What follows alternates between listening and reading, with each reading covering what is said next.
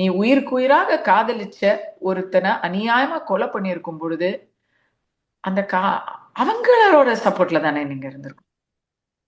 அந்த பொண்ணு இந்த வீடியோவையே கவின் வீட்டுல இருந்தானே அனுப்பிச்சிருக்கணும். ஒன்னும் புதுசு இல்லையே, நிறைய தடவை அந்த வீட்டுக்கு போயிருக்காங்களே. நீங்க அந்த சைடு தானே ஆதரவா இருந்திருக்கும்.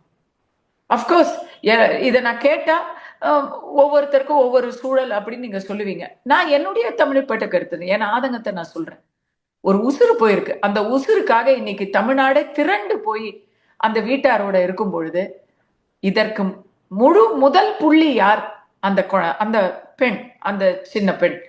அந்த பெண் இனியாவது கவின் குடும்பத்தாருக்கு ஆதரவாக கவின் குடும்பத்தாரோடு இருக்கணும்.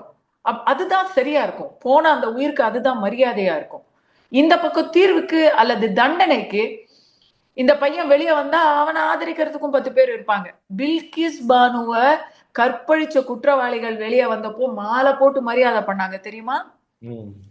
அதனால இது ஒவ்வொருத்தருக்கும் கொலை குற்றவாளிகளுக்கு கூட, ஒசாமா பின் லாடனுக்கு கூட அவர் முஸ்லிம் என்ற ஒரு காரணத்துக்காக இங்க ஒரு 2 பேர் முட்டு கொடுத்தாங்க. எல்லாரையும் சொல்லல நானு, பட்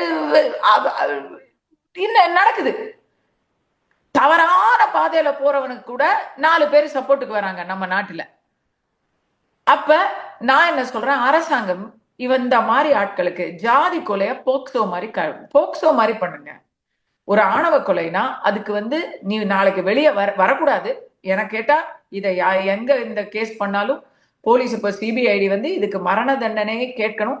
அப்படி இல்லைன்னா ஆயுள் தண்டனையை கேட்கணும். கண்டிப்பா அதுல நின்றுடணும். பொள்ளாச்சி கேஸ்லயும் அபிராமி கேஸ்லயும் நடந்த மாதிரி பரோல் இல்லாம சாகும் வரை சிறை தண்டனை அப்படின்னு கிடைக்கணும். ஏன்னா இந்த மாதிரி ஆட்கள் வெளியே வரக்கூடாது. அது ரொம்ப தவறா போகும்.